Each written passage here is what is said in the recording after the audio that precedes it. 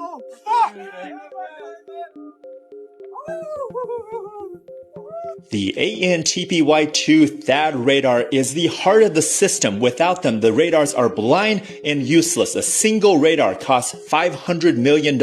We only have 10 to 14 of these. We are currently, as I speak, dismantling them from South Korea and bringing them over to the Middle East because of how many combat losses we have sustained. The U.S.-Iran conflict appears to be impacting our security environment.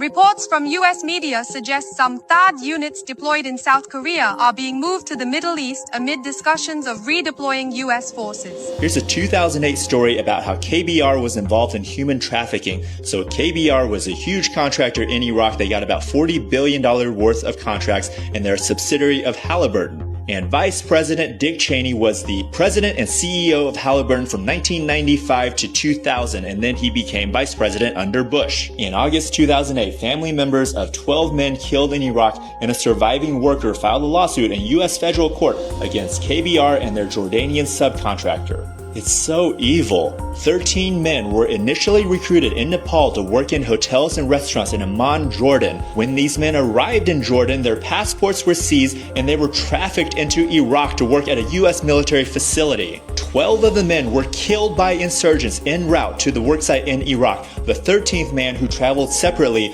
was held in Iraq for 15 months and forced to work in a warehouse under supervision of KBR. I wanted to highlight that story because Americans are finally starting to wake up to the evil that is our empire. We're waking up because we're seeing the reports of starvation, murder, forced labor, and brutality within the ICE concentration camps.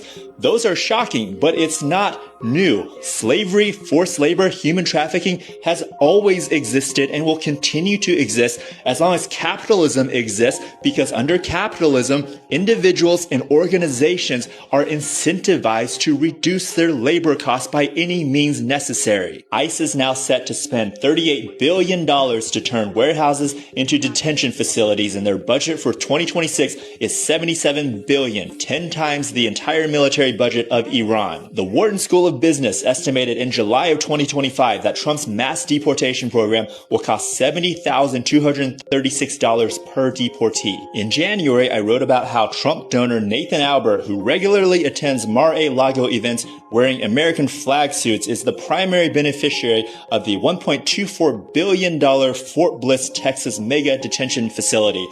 And the LA Times reported on March 8th that the concentration camp guards are placing bets on which detainee will be the next to commit suicide.